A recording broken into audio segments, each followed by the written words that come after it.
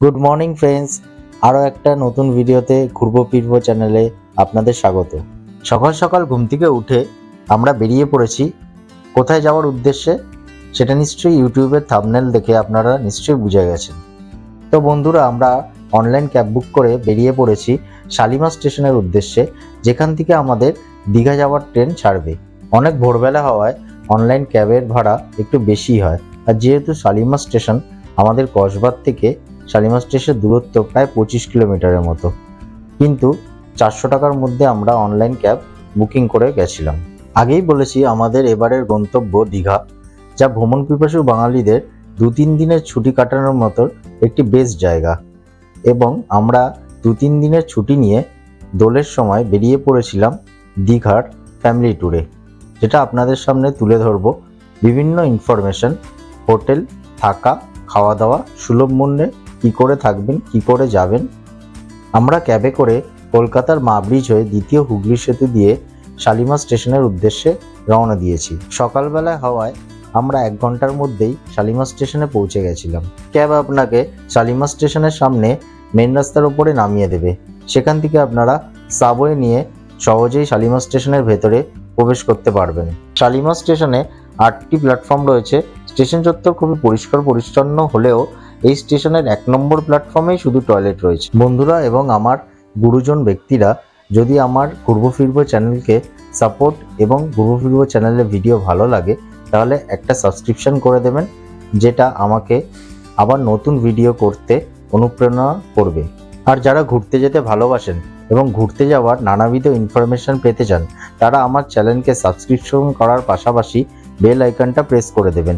এতে আপনারা ভিডিওর আপডেট পেয়ে যাবেন। দীঘা ছাড়াও বাঙালির আরেকটা বিখ্যাত ঘোরার স্থান হলো পুরী।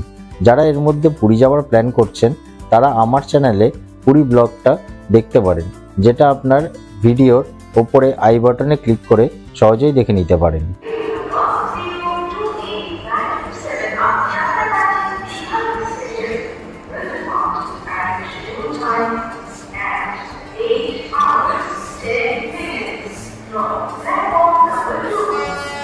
শুনতেই পারলেন আমাদের ট্রেনের অ্যানাউন্সমেন্ট হয়ে গেছে।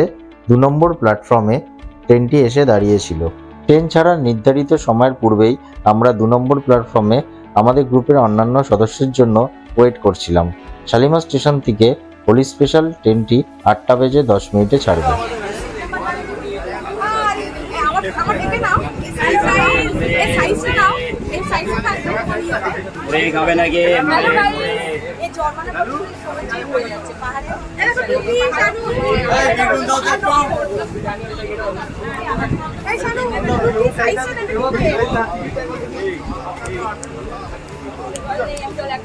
আমিও জল আনিনি।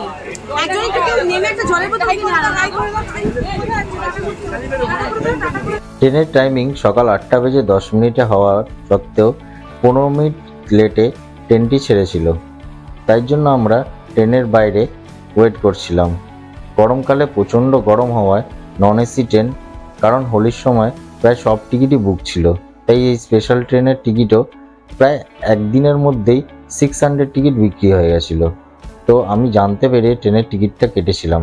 মাত্র 130 টাকা করে ভাড়া ছিল। D5 কোচে আমাদের ট্রেনের টিকিটের প্রায় সব সিটগুলো একসঙ্গেই এপাশ আর ওপাশ মিলে পড়েছিল। এক একটা বড় সিটের মধ্যে 3 জন করে বসার সিটিং ক্যাপাসিটি ছিল। এই দিকে হলো শালিমার স্টেশনের মুখ, এখান দিয়েও আপনারা আসতে পারেন। আমরা ব্রিজ হয়ে এসেছিলাম। যাই হোক, এখানে বসে আমরা গল্প করছিলাম আর বলছিলাম, কাজ যদি এসি ট্রেনটা পেতাম, গরমটা মনে হতো না। যাই হোক, এখন বাইরে আমরা প্রাকৃতিক হাওয়াকেই কাটিয়ে দিচ্ছি। কখন ট্রেন ছাড়বে তার জন্য ওয়েট করছি। বলতে বলতে আর সেই সময় বেশি দূরে থাকলো না, সবাই দৌড়াদৌড়ি শুরু করে দিয়েছে। ট্রেনের হর্ন দিয়ে দিয়েছে। আমরা দীঘার জন্য রওনা দিয়ে দিয়েছি এবং সকালবেলায় আমরা ব্রেকফাস্ট সেরে নিচ্ছি ট্রেনের মধ্যে। এই ম্যাডাম আমাদের ব্রেকফাস্ট দিচ্ছে, পাউরুটি আর জ্যাম। বাহ, হাসি মুখে ব্রেকফাস্ট। ও হ্যাঁ, ডিম সিদ্ধ আর কলাও ছিল, যেটা দেখাতে পারিনি। যাই হোক, যেটা দেখাচ্ছি সেটা হলো আপনাদের ফ্রেশ মাইন্ড দেবে। সবুজ প্রকৃতি, চারিদিকে মাঠ আর সবুজ প্রকৃতি। ট্রেন ছুটে চলেছে দীঘার উদ্দেশ্যে। মনটা উড়ু উড়ু। 2-3 দিনের জন্য অফিসের কাজ দূরে থাক। এই নদীর মধ্যে দিয়ে এই ব্রিজটা পের হলে কে কে ফোন হাতে নিয়ে ভিডিও করেন তা অবশ্যই কমেন্ট বক্সে কিন্তু জানাবেন। আমি তো অবশ্যই করি, কারণ এই আওয়াজটা আমার হেভি ভালো লাগে। আর এইভাবে ট্রেনে দুলতে দুলতে ঝুলতে ঝুলতে বসে বসেই চলে এসেছি আমরা দীঘা স্টেশন। হ্যাঁ, আমাদের গন্তব্যে চলে এসেছি 12টা 23 বাজে। তখন আমরা নেমেছি, 20 মিনিট লেটে আমাদের ট্রেন দীঘা স্টেশনে পৌঁছেছে। 12:30 প্রায় বাজে। আর ইনি কোলে করে দীঘা স্টেশনে এসে চশমা পরে নিয়েছে এবং চারদিকে ঘুরে বেড়াচ্ছে, চারদিকটা ভালো করে মেপে দেখছে কোথায় স্টেশন মাস্টার আসছে, তাকে কিছু কমপ্লেন হয়তো করবে। যাই হোক, আনন্দ করে আমরা বেরিয়ে পড়েছি দীঘা স্টেশনের উদ্দেশ্যে। চলুন। হ্যাঁ গাইস, স্টেশনের ঘড়িতে 12টা 43, মানে বুঝতেই পাচ্ছেন ফটোশ্যুটে মোটামুটি আধ ঘন্টা আমাদের দীঘা স্টেশনে নেমেই বেরিয়ে গেছে। হ্যাঁ, যেখানে মেয়েরা থাকবে সেখানে তো একটু ফটো তুলতেই হবে, বস আর ফ্যামিলি নিয়ে যাচ্ছি। যাই হোক, ফটো তুলে আমরা বেরিয়ে পড়েছি। আবার দীঘা স্টেশন থেকে বাইরে বেরাবো। অনেকদিন পরে দীঘা স্টেশনে আসলাম, এসে খুব ভালোই লাগছে। স্টেশন চত্বর বেশ পরিষ্কার পরিচ্ছন্ন। আর দীঘা স্টেশনে কারণ আসা হয় না, বিকজ দীঘার টিকিট পাওয়া খুবই চাপের ব্যাপার। ট্রেনের টিকিট পেতে গেলে আপনাকে 2-3 মাস আগে দিয়ে বুক করতে হয়। আর হাওড়া থেকে তাম্রলিপ্ত এক্সপ্রেসে সকালবেলা একটি ট্রেন যেটা দীঘা আসে, তাই টিকিটের রাশ খুব থাকে। তবে এখন শালিমার এবং সাঁতরাগাছি থেকেই বেশিরভাগ দীঘা যাওয়ার ট্রেন ছাড়ে। দীঘা স্টেশন থেকে বেরানো মাত্রই আপনাকে চারদিকে লোকজন ছেয়ে ধরবে, যেন আপনি একটা আর্টিস্ট, মানে সেলিব্রিটি। তো চারদিকে সবাই চাইবে যে হোটেলে নিয়ে যাওয়ার জন্য। আপনারা ভালো করে টোটো বা অটো, যেটা সুলভ মর্মে কম টাকায় হয়, সেটাই করে নেবেন। আমাদের জনপ্রতি 20 টাকা করে নিয়ে গেছিলাম নিউ দীঘা গেছিলাম আমরা জনপ্রতি 20 টাকা করে টোটো করে। স্টেশন থেকে আপনারা ক্যাব বা গাড়ি ভাড়া করেও হোটেল পর্যন্ত যেতে পারেন। এছাড়া আপনারা হোটেল বুকিং থাকলে তাদেরকে বললেও তারা গাড়ি বা টোটো যে কোনো একটা পাঠিয়ে দিতে পারে, তবে নিজেরা করে যাওয়াই ভালো। আমরা পৌঁছে গেছি আমাদের হোটেলে। নিউ দীঘার লাইট হাউসের পেছন দিকটা আমাদের এই হোটেলটা আমরা অনলাইন অ্যাপ থেকে বুক করে গেছিলাম। যেহেতু দোলের সময় আমরা গেছিলাম, সেহেতু হোটেলের মূল্য খুবই বেশি ছিল। যাই হোক, আমাদের দিন প্রতি কত টাকা করে পড়েছিল সেটা বলছি একটু পরে। আর এই হোটেলের নাম দেখতেই পাচ্ছেন, রূপসী বাংলা 3। গুগলে সার্চ করে দেখতে পারেন, রেটিং খুব ভালো আছে। আপনারা ইচ্ছা করলে নিতে পারেন। একদম newly property, Digha sea beach থেকে মাত্র 5 থেকে 7 মিনিট ওয়াকিং ডিস্টেন্সে এই হোটেলটা রয়েছে।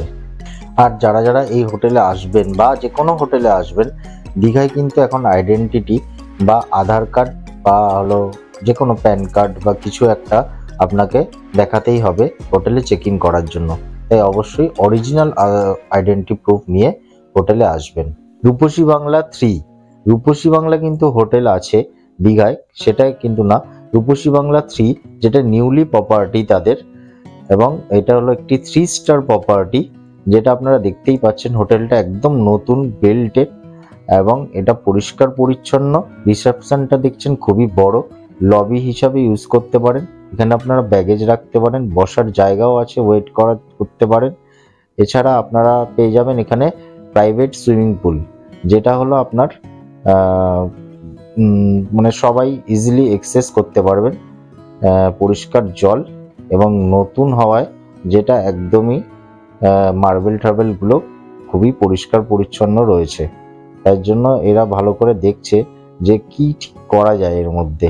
অ্যাকচুয়ালি গ্রুপটা তো আমরা এসছি, তো জলের অবস্থা জানি না কি হবে পরবর্তীকালে, ওর জন্য দেখে নেওয়া হচ্ছে। এছাড়া দুটো ওয়াশরুমও আছে, যেখানে আপনি সুইমিং পুলে নামার আগে ওয়াশ করে তারপরে নামবেন। চলুন আপনাদের এবার আমাদের রুমে ঘরগুলো দেখাই। লিফট থেকে বেরিয়েই আমাদের বাঁদিকে একটা ঘর সোজা, যেখানে আমরা ছিলাম, আর ডান দিকে একটা ঘর যেখানে মেয়েরা ছিল। আমরা সেপারেট হয়ে গেছিলাম, ছেলেরা মেয়েরা আলাদা আলাদা। আর ডবল বেড ছিল। বেডগুলো দেখতেই পাচ্ছেন কতটা সুন্দর, পরিষ্কার পরিচ্ছন্ন। 4 বেডের রুম আমরা নিয়েছিলাম, যেটাতে আপনি 3+2 করে 5 জন অনায়াসে থাকতে পারবেন। এছাড়া ইন্টেরিয়ার ডেকোরেশনটা দেখতেই পাচ্ছেন খুবই সুন্দর। ফটো ফ্রেম দেওয়া, বড় একটি এলইডি টিভি রয়েছে। এছাড়া উইন্ডো এসি আছে। এটা আমার একটুখানি আপত্তি ছিল যে উইন্ডো না দিয়ে স্প্লিট এসি দিলে মনে হয় আমার একটু ভালো হতো। তাছাড়া মিরর রয়েছে, আর বেড সাইজের পাশেই সুইচ রয়েছে, ইলেকট্রিক কেটলি রয়েছে। টিভিটাও বেশ বড়, 43 ইঞ্চের টিভি ছিল। এদিকেও একটা মিরর আছে, যেখানে আপনারা মেয়েদের এটা খুব কাজে লাগবে সাজগুজ করতে। এছাড়া প্রাইভেট ব্যালকনি রয়েছে, ব্যালকনিটাও খুব ভালো, ব্যালকনিটা খুললে বেশ ভালো ভিউ পাওয়া যাবে, যেটা আপনাদের দেখাচ্ছি।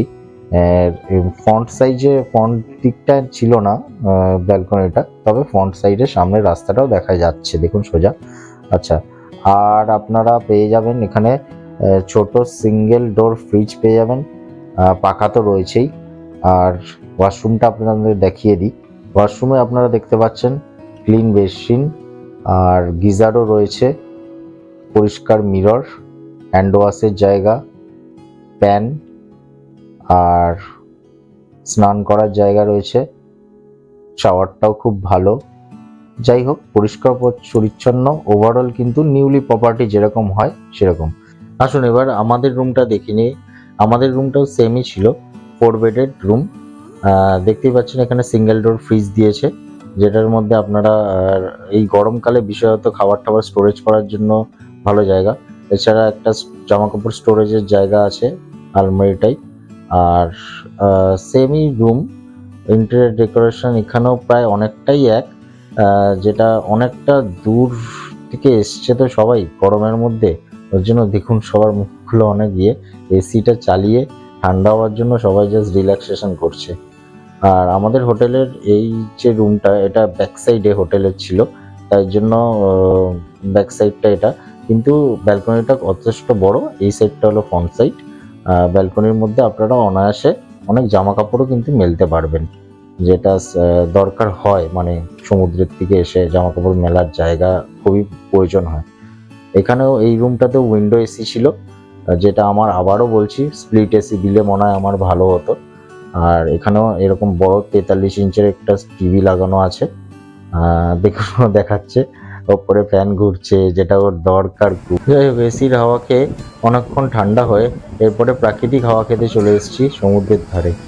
আর হয়তো আপনারা শুনতেই পাচ্ছেন সমুদ্রের ঢেউয়ের আওয়াজ, আর এই যে হাওয়া, এখানে বসে যে শান্তি, বিশেষত রাত্রিবেলার দিকে, উফ, আর কি বলে বোঝাবো। যারা দীঘা গেছেন তারা অবশ্যই জানেন যে রাত্রিবেলায় এই সময়টা বসে কিন্তু হেভি লাগে গসিপ করতে। বিশেষ করে সমুদ্রের পাড়টা, চারদিকে নানা রকম দোকান আপনারা পেয়ে যাবেন, তবে একটু রাত্রি হয়ে যাওয়ায় দোকানপাট উঠে যাচ্ছে, কারণ দীঘার রিসেন্টলি রুলস হচ্ছে আপনার 10টার মধ্যে সব দোকানপাট তুলে ফেলতে হবে, এবং টুরিস্টরা সবাই রাস্তায় থাকা যাবে না, যে যার হোটেলে চলে যেতে হবে।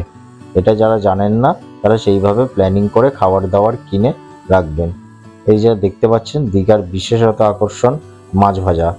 যারা মাছ ভাজা খেতে ভালোবাসেন তারা অবশ্যই খান, বাট দেখে খাবেন, কারণ এই মাছগুলো অনেক পুরনো থাকলে আপনার পেট কিন্তু খারাপ হতে পারে।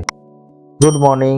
দীঘাতে ডে 2তে আমরা সকাল সকাল ঘুম থেকে উঠেই সকালবেলায় সানরাইজ দেখার জন্য সমুদ্রের পাড়ে এসে উপস্থিত হয়েছি। চারদিকে মানুষের সমাগম, আর সবাই যে যার মতো ফটো তুলতে ব্যস্ত।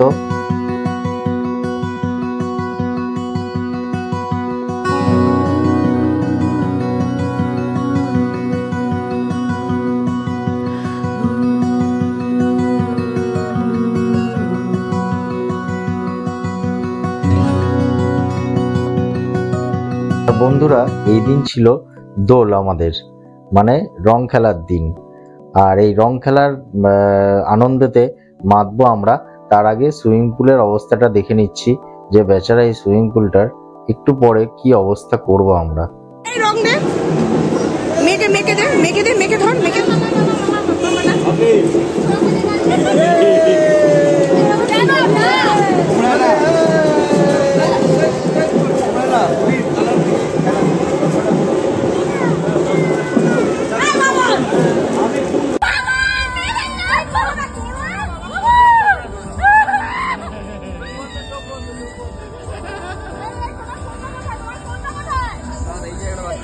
পুরো ভালো করে মেকআপ করে এক সাইড হয়ে যাবে।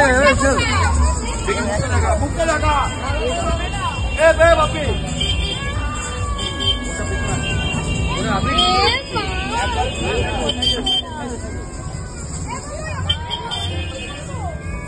রাস্তা হোটেলের সামনে অনেকক্ষণ আবির খেলার পর আমরা নিউ দীঘার সমুদ্র সৈকতে চলে এসেছি। চারদিকে লোক গিজগিজ করছে।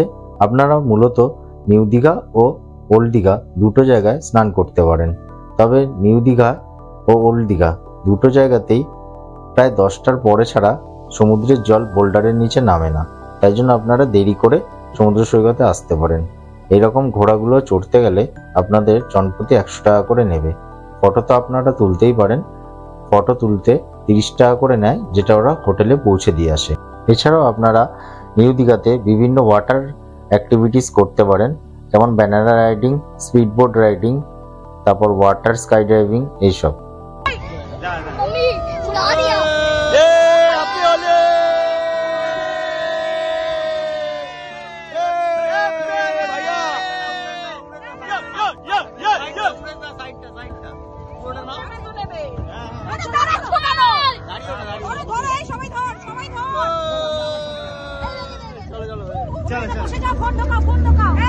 দেখতেই পারলেন বন্ধুরা, আমরা খুব এনজয় করেছিলাম স্পিড বোট রাইডিং এ। জনপ্রতি 100 টাকা করে আমাদের পড়েছিল। আমরা 10 জন ছিলাম। একটা বোট পার্সোনাল ভাড়া করেছিলাম, 1000 টাকা নিয়েছিল আমাদের। এছাড়া এই গাড়িগুলো চড়েছিল প্রায় 15 থেকে 20 মিনিট চড়ায়, ওরা 100 টাকা করে নেয়। আপনারা অবশ্যই দরদাম করে নেবেন।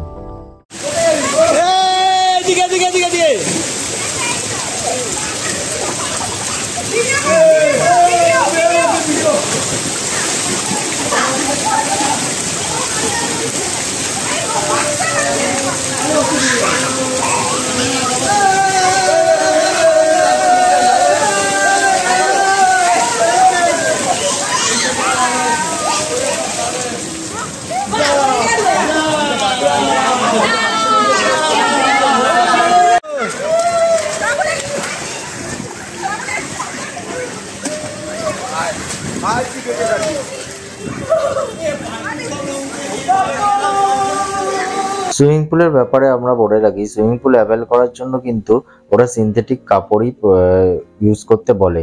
যদি আপনাদের না থাকে তাহলে কিন্তু ওখান দিয়ে 100-200 টাকা করে ভাড়া করে সুইমিং পুলে নামতে দেবে। তো আপনারা বাড়ির থেকে নিয়ে আসলে সেই কস্টটা কিন্তু বেঁচে যাবে আপনাদের।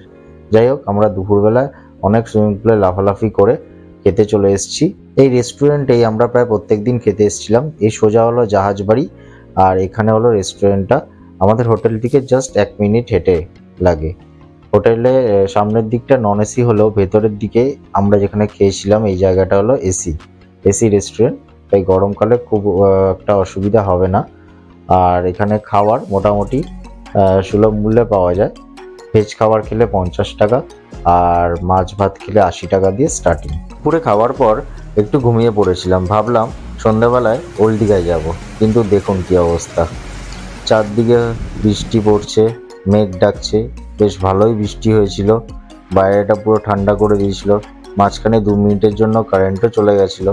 তো হোটেলে জেনারেটর দিয়ে আমাদের কারেন্টের ব্যাকআপ ছিল, এসিও চলছিল, সব কিছু ঠিকঠাক ছিল। কিন্তু ওই ওল্ড দীঘাটা যেতে পারলাম না, আপনাদের দেখানো হলো না রাত্রিবেলার ওল্ড দীঘার মার্কেট। আর যারা গেছেন তারা তো অবশ্যই জানবেন কীরকম হয়। তবে আমার ব্লগ যারা দেখেন তারা অবশ্যই জানবেন, আমি আর আমার শালিরা যেখানেই যাব একসঙ্গে সেই জায়গায় কিন্তু বৃষ্টি হবেই। বৃষ্টি ভেজা দীঘার রাস্তা কেমন হয় চারদিকটা দেখতে বেরিয়ে পড়েছি রাস্তার দিকে। রাতও হয়ে গেছিলো, খাবারও আনতে হবে। আমাদের হোটেলে খাবার পাওয়া গেলেও একটু এক্সপেন্সিভ হওয়ায় আমরা দীঘায় ঠিক এই দিকটা বেরিয়ে পড়েছিলাম খাবারটা নিতে। আমাদের হোটেল থেকে বেরিয়েই এই দিকটা হলো আমরা যেদিকে খেয়েছিলাম জাহাজবাড়ির দিকটা, রেস্টুরেন্টের সেদিকটা। আর এই সোজা হলো সমুদ্র সৈকত নিউ দীঘার দিকে যাওয়ার রাস্তা। এই চত্বরে কিন্তু আগে পুরোটাই ঝাউবন ছিল, সেগুলো কেটে কিন্তু এই বড় বড় 5 তারা 3 স্টার এইসব হোটেলগুলো তৈরি হচ্ছে, যেটার মনে হয় একদিকে ভালো ট্যুরিস্ট বাড়ছে, হোটেলের সংখ্যাও দরকার, কিন্তু আমাদের প্রকৃতির দিকেও নজর রাখা উচিত আমার যা মনে হয়। যাই হোক, আমার ভিডিও যদি ভালো লেগে থাকে অবশ্যই একটা সাবস্ক্রাইব করে দিন ও একটা লাইক দিয়ে প্লিজ কমেন্টে জানাবেন কেমন লাগলো ভিডিও। সুপ্রভাত বন্ধুরা, আরও একটি নতুন দিনে দীঘাতে ডে 3তে আপনাদের স্বাগত।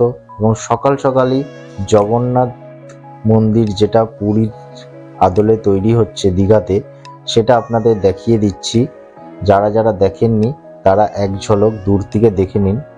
আসছে 1 বছর থেকে 2 বছরের মধ্যেই আশা করি এই দীঘাতে পুরীর মন্দিরের আদলে মন্দিরটি তৈরি হয়ে যাবে এবং আপনারা দর্শন করতে পারবেন।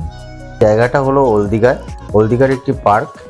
গাছগাছালি কিন্তু অনেক কমে গেছে, জানি না কেন। ওল্ড দীঘা অনেকদিন পরই এসেছিলাম। প্রথম আমি এসেছিলাম ওল্ড দীঘায় 2013-তে। তারপরে এরকমই প্রায় হালকা ফুলকা ওপর দিয়ে ঘুরে চলে গেছিলাম। যাই হোক, এটা হলো মেরিন ড্রাইভের রাস্তা। এখানে কিন্তু বাইক চালাতে খুবই ভালো লাগে। যাদের ইচ্ছা মেরিন ড্রাইভের রাস্তায় বাইক চালাতে, তারা কিন্তু স্কুটি বা বাইক ভাড়া করে এই রাস্তা আসতে পারেন। আর আমরা সকাল সকাল বেরিয়ে পড়েছি মোহনার উদ্দেশ্যে। মোহনায় গিয়েই রিফ্রেশমেন্টের জন্য কচি ডাব নিয়ে খেতে শুরু করে দিলাম। ঠান্ডা পানীয় গরমের মধ্যে অবশ্যই দরকার। আর এখানে বিশেষ আকর্ষণ শুটকি মাছ। যারা যারা খেতে ভালোবাসেন অবশ্যই কিনে নিয়ে বাড়ি যেতে পারেন। আর এখানে টাটকা টাটকা চিংড়ি মাছ, গলদা চিংড়ি, পার্শে, তারপর পমপ্লেট, সব রকমের মাছই, কাঁকড়া, এগুলো পেয়ে যাবেন, যেটা আপনারা কিনে রান্না করতে পারেন ও টাকা দিয়ে রান্না করাতে পারেন। তাছাড়া এই কাকিমারা বেশ কম দামে শাঁখাপলা বিক্রি করেন। বৌদি ও মায়েরা কিন্তু এখান থেকে শাঁখাপলা কিনতে পারেন। মোহনায় মাছ বাজারের ঠিক পেছন দিকে এই জায়গাটি কিন্তু আমার খুব ভালো লাগে। যখনই দীঘা আসি আমি কিন্তু এই জায়গাটা অবশ্যই আসি। কে কে এই জায়গাটায় গেছেন অবশ্যই কমেন্ট বক্সে আমাকে জানাতে ভুলবেন না। যাই হোক, যে উদ্দেশ্যে আমাদের মোহনায় যাওয়া সেটা হলো ইলিশ মাছ। ইলিশ মাছ আমরা কিনে নিয়েছিলাম। দেখতেই পাচ্ছেন বেশ বড় সাইজের ইলিশ মাছ। সিজনের প্রায় নতুন উঠেছে ইলিশ মাছ। এটা শুনলাম যে এখানকারই দীঘারই ইলিশ, যেটা প্রায় 1.5 কেজি ওজন ছিল। 8 পিসের মতো হয়েছিল। আমরা এটা রান্না করিয়েছিলাম। 150 টাকা থেকে 200 টাকা পার কেজি হিসাবে আমাদের রান্না করতে নিয়েছিল সর্ষে ইলিশ, যেটা দেখতেই পারবেন। এছাড়া আমরা গলদা চিংড়ি নিয়েছিলাম প্রায় 1.5-2 কেজির মতো। সেটাও ওই 100 থেকে 150 টাকা হিসাবে নিয়েছিল পার কেজি হিসাবে।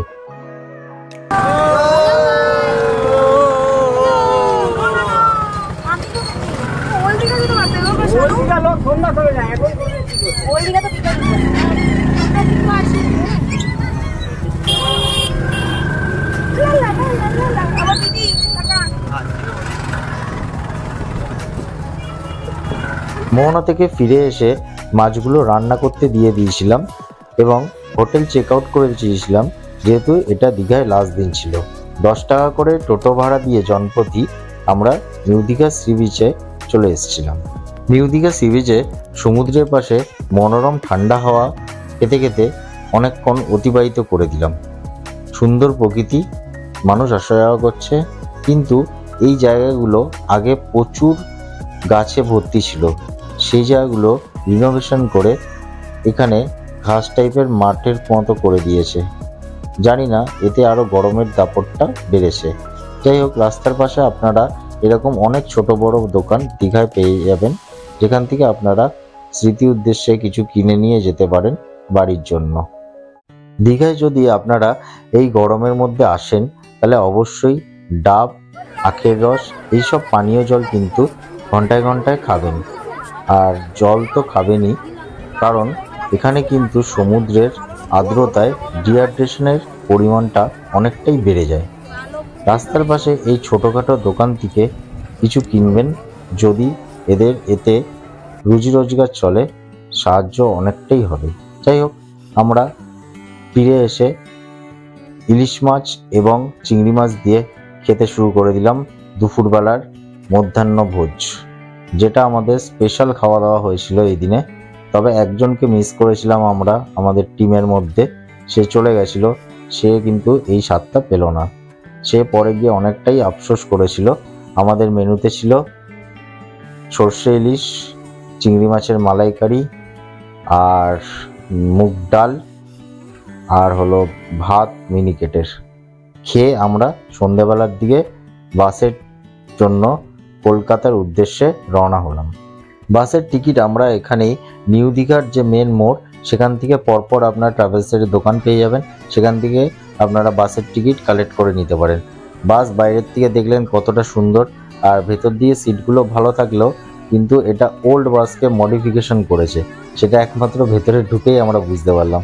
যাই হোক, 50 রুপিস থেকে 100 রুপিস বেশি দিয়েছিলাম যাতে আমরা ভালো বাস করে যেতে পারি। যেহেতু হোলি বা দোলের সময়, সেহেতু সব কিছুর দামই বেশি ছিল, তাই বাসের সংখ্যাও অনেকটাই কম ছিল। তো এই বাসে করেই আমরা ফেরত হয়েছিলাম। যাই হোক, আমরা কলকাতায় চলে এসেছি, বাস থেকে নেমে পড়েছি, আবার সেই মা ব্রিজ থেকে রওনা হয়ে গেছি আমরা ঘরের উদ্দেশ্যে। বন্ধুরা, ভিডিওটা কেমন লাগলো অবশ্যই আমাকে জানাবেন, কমেন্ট করে লাইক দিয়ে দেবেন যদি ভালো লাগে। আর যারা এখনো ঘুরবো ফিরবোর মেম্বার হননি তারা এক্ষুনি সাবস্ক্রাইব করে নিন আর আমাকে অনেক অনেক অনেক সাপোর্ট করুন। Thank you so much.